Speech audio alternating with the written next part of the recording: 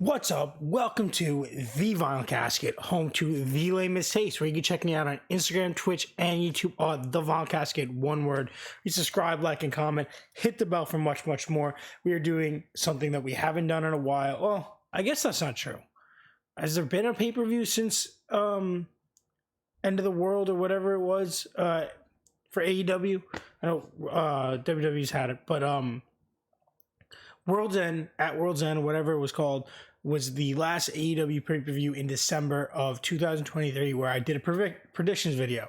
I'm going to be doing a prediction video right now for Revolution, which is happening today, Saturday, March 3rd. Do I not have a date there? Yeah, I believe it's March 3rd, 2024. We're going to throw up rope. There's the card. I'm going to do this differently than I did my other prediction videos. I'm not going to go through the whole thing. I'm going to go through the whole thing. I'm not going to go card by card, match card. I'm just going to go over the big major card. As you can see, there it is. But first, let's do the announced their pre-show, which has its own little name. I always forget. Final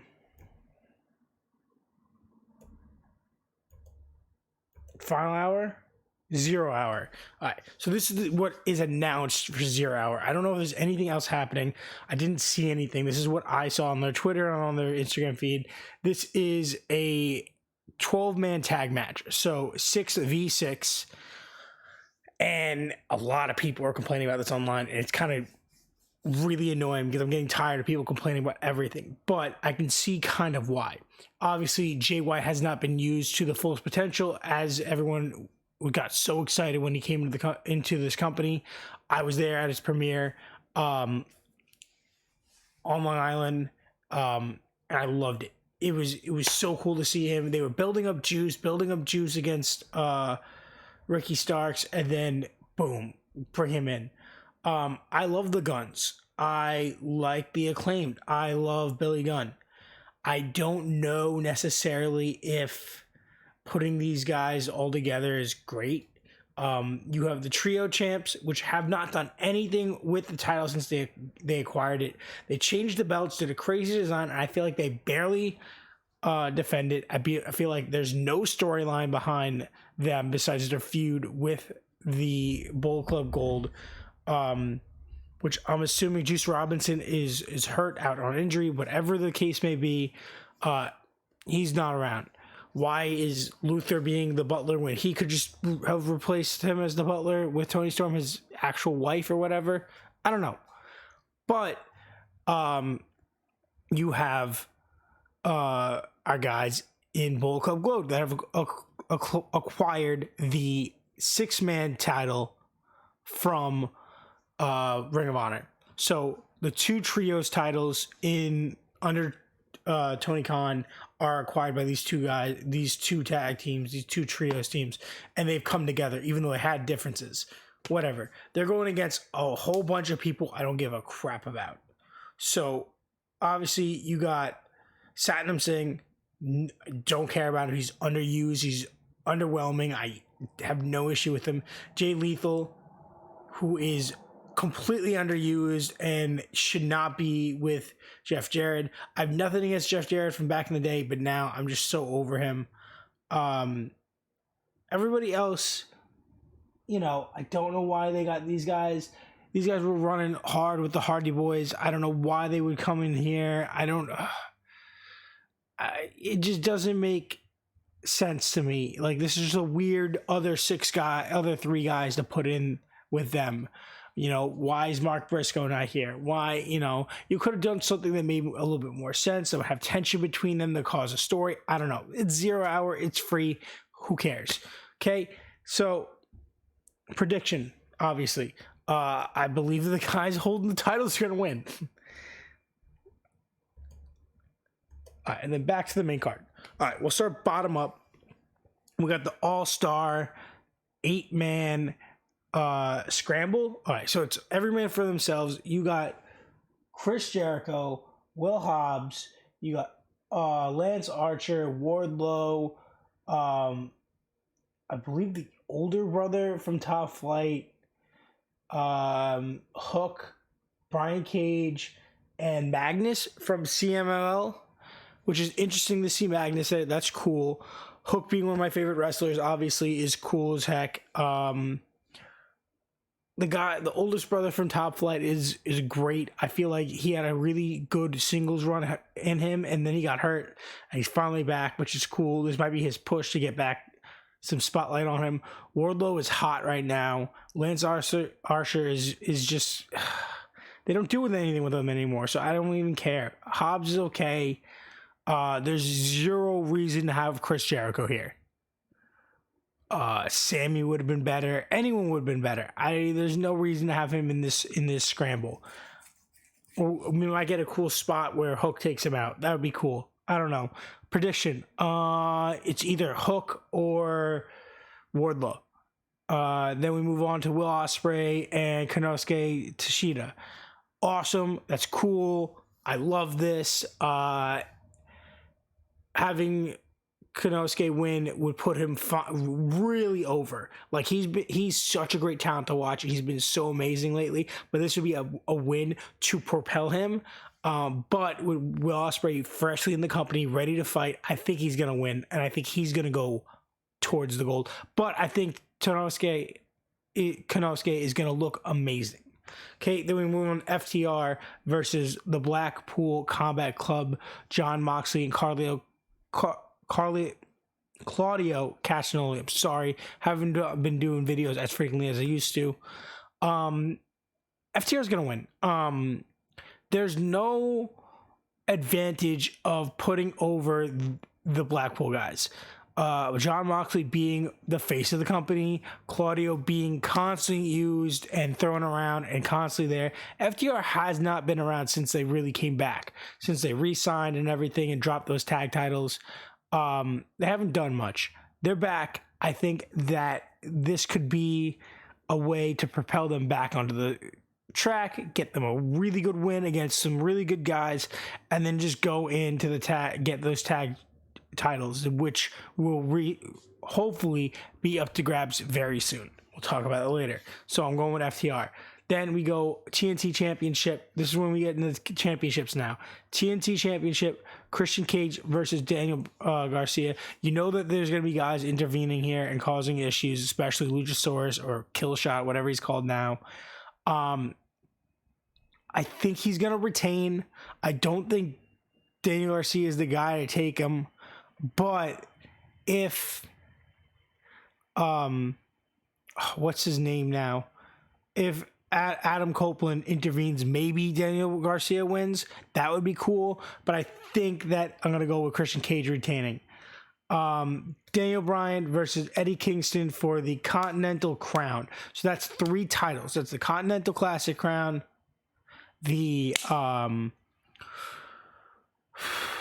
Ring of Honor World Championship, and the New Japan Strong title. I want Daniel Bryan to win. I think he has not obtained any AEW gold since being in the company. I think this should be great for him. He's loved in Japan. He fights Jack Sabre Jr. all the time. People love his matches. I think having the New Japan title would be awesome for him. He's a Ring of Honor legend, so having the Ring of Honor title back on him would be awesome. And then just having AEW gold, it would give him an excuse to jump around in all 3 companies, do all 3 things, and it would be amazing. I love Eddie, but I think if anyone's going to beat him, I think it's Daniel Bryan. Then we go to the international title. This is Orange Cassidy, who has held it for a while, and I feel like this run has not been as great. This is his first run, and he's taking on Roderick Strong. I think Roderick needs to win this. I think this will propel his faction while Adam is out still injured. You need to have someone with a title on them besides the ROH tag titles on the Kingdom. Wardlow probably should be going after the TNT title again, but maybe that is, circling around the wagon. He's had it, maybe move on, maybe go after the international title or the Continental Crown, but it would be a lot better to see him go after Daniel Bryan and Eddie Kingston. That would be fun. I'm gonna go with Roderick Strong, defeating Orange Cassidy, which I don't want because I love Orange Cassidy, but I think it's gonna happen. And then hopefully we can get a best friends trio match going on and get the trio tag title on them. Okay, then we move on to the only women's match on this card, which is kind of disappointing me, but I love the women in AEW. It just, the odds of them all being healthy at the same time is impossible. They add in, they bring in 3 great talents and then 8 people get hurt. It just keeps happening. AEW World Women's Title, Toni Storm, who has a great gimmick right now, has been doing an amazing job.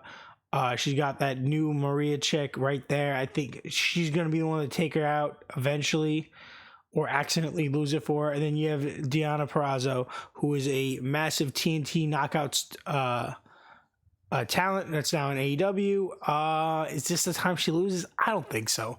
I think, as annoying as it is, I feel like Saraya or Ruby Soho should be the one to just throw on her for her turning on them and abandoning their team. I don't know. We'll go with defending the title for now. And then we have the AEW World Championship, which is a 3-way match. This is Hangman Adam Page, Samoa Joe, and Swerve Strickland. I really thought there was just going to be a Swerve versus Joe match. I thought that the beef between Hangman and Swerve was over, but now it looks like they're taking it to the title. Does Samoa Joe lose it this early? This is one of his first real defenses, first big defense, especially his first pay-per-view defense. Does he lose it? First pay-per-view of the year. I want to put it on Swerve. I feel like also I would like to put it on Hangman again. Hangman's character has gotten a lot better. I think his first run with the title, being that he is a former AEW World Heavyweight title holder, like he's a former champion. Like I feel like everyone in the build-up for this event has forgotten that he is a former champ. And there's few former champs in the company, really. Like, think about it. On the bottom here, on A-Man Scramble, you have Jericho. He's never going at the title again. Kenny Omega is out indefinitely. CM Punk is not in the company anymore. Who else you got holding that title, right? You got Jon Moxley, who has done so much with the title, he does not need to have it anymore. He has a record for holding it. He doesn't need it. Hangman needs it to prove himself, I think. I think the way he lost to Punk, right, was just really destroyed his momentum, especially with Punk getting tossed around and doing stupid shit. I think Samoa loses it. I'm not sure who he loses it to. I'm going to go with Swerve, though, because the hype is biggest on Swerve. Okay, and then finally, we have Sting's last match. This is his retirement match. This is it. This is Darby Allin Sting, the current AEW World Tag Team Champions, versus the most annoying people in professional wrestling.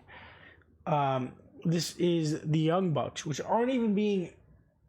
So they're not even being billed as the Young Bucks. They're being billed as AEW EVOs or EVPs. They're executive vice presidents. Matt and Nick Jackson. They're the Young Bucks. Yes, they helped start the company. They are former Bullet Club members, the Elite. They started this with Cody and Kenny. And don't forget Hangman being a member of the Bullet Club with them at that same time and came with them. So there's a lot of possibilities. Do they take it back? I'm not a fan of the Young Bucks. I've never been a fan of the Young Bucks. I never will be a fan of the Young Bucks. Do they take it? If they take the title and then Hangman takes the title, anyone else here associated with them? Not really. If they take the tag titles and the singles titles, maybe there's some kind of build in the Elite. The Elite goes against the Bull. I'm really been waiting for Elite versus Bullet Club. I don't know why they haven't done that yet. Before Kenny got hurt, they shouldn't have done this whole Jericho bullshit. They should have done the Elite, you know, the Young Bucks, Kenny, and Hangman versus Bullet Club Gold, being the Guns. Excuse me. The Guns, Switchblade, and Juice Robinson. It should have been a big to do. It didn't. Bone Soldier's also back now, or is headed. So that should be a massive thing that we should be seeing, but we're not. Do they win?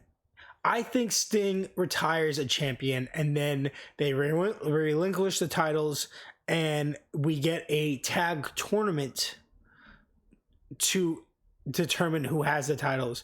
Being the Young Bucks going into that tag tournament, thinking that they were cheated and that they deserve to get them back, blah, blah, blah, and that's their whole storyline. FTR proving that they took out a big, powerful duo here in this pay-per-view. Will be going into that strong after the title, and that should be where it goes. Maybe you get the Kingdom coming in there with their tag titles, seeing that they can take all the gold.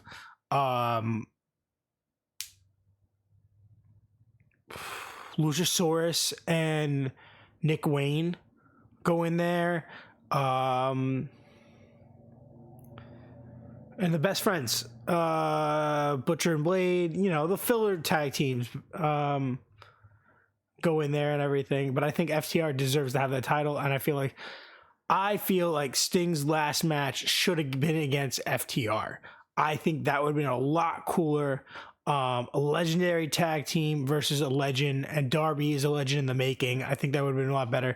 I'm going to say Darby and Sting win and retire him as champion, and then they move on and they have a tag tournament. That's my predictions. Yeah, so if you guys have any gripes with that, let me know in the comments. What do you guys think? What matches are you most excited for? Who do you think is going to win each match? I think I'm pretty solid with my predictions with Hooker, Wardlow, Will Ospreay, FTR, Christian Cage, Daniel Bryanson, Roderick Strong, Tony Storm retains, Swerve Strickland, and then retaining and retire. That's what I'm going to say, guys. Thank you guys so much. Get in the comments. Let's talk about it. This is the Vinyl Casket, home to the lamest taste. You can check me out on Instagram, Twitch, and YouTube. All at the Vinyl Casket, all one word, where you can subscribe, like, and comment, the bell for much, much more. Do me a massive favor and stay lame.